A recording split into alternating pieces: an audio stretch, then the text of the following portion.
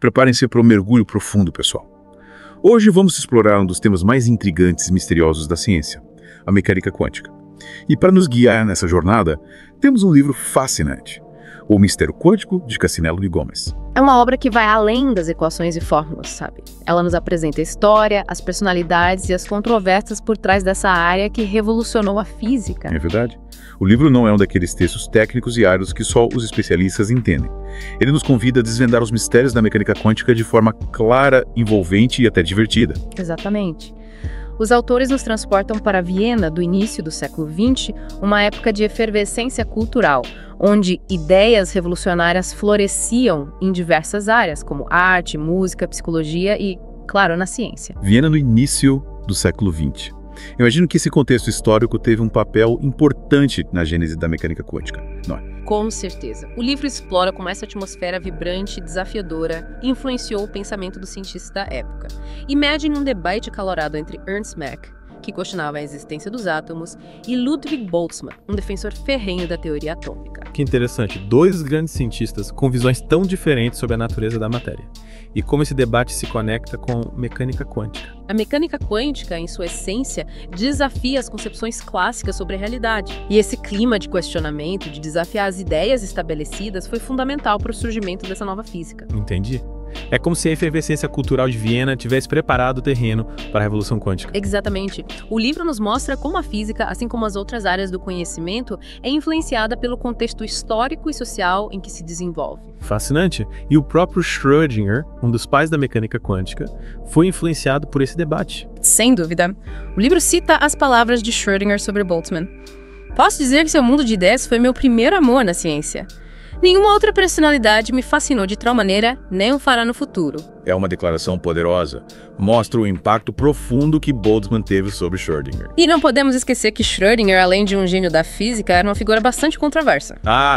Conte-me mais sobre isso. O livro revela detalhes da vida pessoal de Schrödinger, que era, digamos, pouco convencional para a época. Ele vivia com a esposa e amante sob o mesmo teto. Nossa, que história. Mas por que o livro se detém em detalhes da vida pessoal de Schrödinger? Isso é relevante para a física quântica. Mais do que uma curiosidade, a vida pessoal de Schrödinger reflete a quebra de convenções que marcou a época e que, de certa forma, se manifesta na própria mecânica quântica. Para romper com os pilares da física clássica, era preciso ter uma mente disposta a questionar tudo, até as normas sociais. É como se a ousadia de Schrödinger na vida pessoal se refletisse em sua ousadia intelectual. Exatamente. A vida e a obra de Schrödinger se entrelaçam, mostrando que a ciência não é feita apenas de fórmulas e experimentos, mas também de pessoas, com suas paixões, dilemas e contradições. Interessante. E, falando em desafiar convenções, o livro nos apresenta um dos conceitos mais intrigantes da mecânica quântica, a dualidade onda-partícula. Um conceito que desafia nossa intuição, não é? Como algo pode ser onda e partícula ao mesmo tempo. É de explodir a cabeça. Como se a realidade pudesse se manifestar de formas diferentes, dependendo de como observamos. Para ilustrar essa dualidade, o livro utiliza o exemplo do interferômetro de Alexander. Imagine um fóton, uma partícula de luz, atravessando dois caminhos diferentes ao mesmo tempo, como se fosse uma onda. E o que acontece quando tentamos medir o fóton? Ao ser medido, o fóton se comporta como uma partícula. É como se a nossa observação o forçasse a escolher entre ser onda ou partícula. É incrível como a mecânica quântica nos obriga a rever nossas noções sobre a natureza da realidade. E para aumentar o mistério, temos o conceito de colapso da função de onda. Imagine a função de onda como um menu de possibilidades para o fóton. Antes da medição, ele existe em todas essas possibilidades ao mesmo tempo. Mas, ao medirmos, forçamos o fóton a escolher uma das opções do menu. É como se a nossa observação influenciasse a realidade. Mas o que define qual opção o fóton escolhe? Essa é uma das grandes questões da mecânica quântica. Ainda não temos uma resposta definitiva para isso. E para complicar ainda mais as coisas, o livro nos apresenta o teorema da não clonagem. Teorema da não clonagem. O que seria isso? Imagine tentar fazer uma cópia perfeita de um fóton sem saber qual estado ele está. O teorema diz que isso é impossível. Essa impossibilidade terá implicações importantes quando falarmos de teletransporte quântico mais adiante. Teletransporte quântico. Já estou curioso para saber mais sobre isso. Mas, antes de mergulharmos nesse tema, acho que precisamos entender melhor o enigma da medida e suas implicações. Concordo. Afinal, a medida é um dos pilares da mecânica quântica e suas consequências ainda são objeto de debate e especulação entre os físicos. E para desvendar esse enigma, vamos nos aprofundar em um dos conceitos mais bizarros e fascinantes da mecânica quântica, o entrelaçamento. Prepare-se para ter sua mente expandida. Imagine duas partículas conectadas de tal forma que, mesmo separadas por grandes distâncias, o que acontece com uma afeta instantaneamente a outra. Parece mágica. Como isso é possível? O livro menciona que isso viola o princípio da localidade de Einstein, certo? Exatamente. A localidade diz que nada pode viajar mais rápido que a luz, e que a influência de um evento sobre outro só pode ocorrer dentro dos limites impostos pela velocidade da luz. No entrelaçamento, essa regra parece ser violada. Mas então Einstein estava errado. A informação pode viajar mais rápido que a luz. Calma, não é tão simples assim. O entrelaçamento, por mais estranho que pareça, não permite o envio de mensagens mais rápido que a luz. A correlação existe, mas não podemos controlá-la para transmitir informações. Entendo. Então essa ação fantasmagórica à distância, como Einstein a chamava, é real, mas não podemos usá-la para enviar mensagens instantâneas. Exatamente. Mas, ainda assim, o entrelaçamento tem outras aplicações fascinantes, como veremos mais adiante. E como podemos ter certeza de que essa ação fantasmagórica é real? Para comprovar a realidade do entrelaçamento, o livro nos apresenta a desigualdade de Bell. Desigualdade de Bell. Confesso que o nome não me parece muito convidativo. É mais uma daquelas equações complexas da física quântica. Na verdade, a ideia por trás da desigualdade de Bell é bem simples. Imagine que você tem duas moedas e as joga para cima. Cada moeda pode cair cara ou coroa, certo? A desigualdade de Bell estabelece um limite para a correlação entre os resultados dessas jogadas. Acho que entendi. Se as moedas forem jogadas de forma independente, a correlação entre os resultados será limitada. Mas o que isso tem a ver com o entrelaçamento? Bem, no caso de partículas entrelaçadas, a correlação entre seus estados viola a desigualdade de Bell. É como se as moedas estivessem conectadas de alguma forma, de modo que o resultado de uma influencia o resultado da outra, mesmo estando distantes. Então, a desigualdade de Bell é como um teste para saber se o entrelaçamento é real. Exatamente. E experimentos realizados ao longo das últimas décadas confirmaram a violação da desigualdade de Bell, comprovando que o entrelaçamento é um fenômeno real. Incrível. A física quântica nos reserva surpresas a cada passo que damos. E, para nossa sorte, o mistério quântico nos guia por esse labirinto de forma clara e envolvente. E sabe, é fascinante como esse entrelaçamento, que parece tão estranho, tem aplicações reais. O livro menciona o Arthur Eckert, um dos pioneiros que pensou em usar o entrelaçamento para criar códigos impossíveis de quebrar. Peraí, códigos impossíveis de quebrar, tipo totalmente seguros. Parece coisa de filme de espionagem. É mais real do que você imagina. A criptografia quântica, como é chamada, usa a sensibilidade do entrelaçamento a qualquer interferência. Se alguém tentar interceptar a mensagem, essa simples tentativa altera o estado das partículas entrelaçadas e os interlocutores sabem na hora que tem alguém bisbilhotando. Caramba! É como se a mensagem se autodestruísse se alguém tentasse espiar. Genial.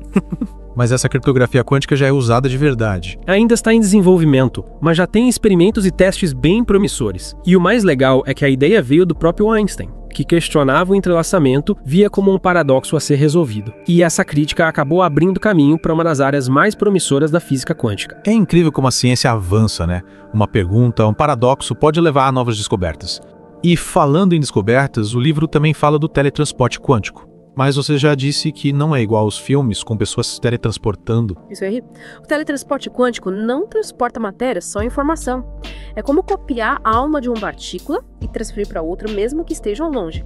A partícula Original Sam e a outra assumem as características quânticas dela. Nossa, parece mágica. Mas como funciona na prática? Tem algum experimento que comprove isso? Vários. O livro descreve experimentos em laboratórios com fótons, átomos até objetos maiores, como gases de átomos. Em 2004, os cientistas teletransportaram o estado quântico de um átomo de cálcio para outro a 6 metros de distância. Em 2012, teletransportaram o estado de um fóton para outro no satélite a 1.400 quilômetros. 1.400 quilômetros. Incrível. Será que um dia teremos uma internet quântica com informações teletransportadas para qualquer lugar? É uma possibilidade, tanto. Imagine redes de comunicação instantâneas e impossíveis de interceptar, protegidas pela criptografia quântica. As implicações são enormes. Falando em implicações enormes e os computadores quânticos, o livro fala deles como uma revolução na forma como lidamos com a informação. E não é exagero. Os computadores quânticos usam qubits, que, diferente dos bits normais, podem estar em vários estados ao mesmo tempo. Isso permite cálculos complexos numa velocidade muito maior. Imagine um computador quântico resolvendo em segundos problemas que um computador normal levaria milhões de anos. É de explodir a cabeça. Mas esses computadores já existem. Dá para comprar um para usar em casa. Calma, ainda não. A computação quântica está engatinhando. Fazer máquinas com muitos qubits e mantê-los estáveis é um desafio enorme. Mas as pesquisas estão a todo vapor e já existem protótipos que fazem cálculos específicos. Então estamos entrando numa nova era da computação, uma era movida pelos mistérios da mecânica quântica. Sem dúvida.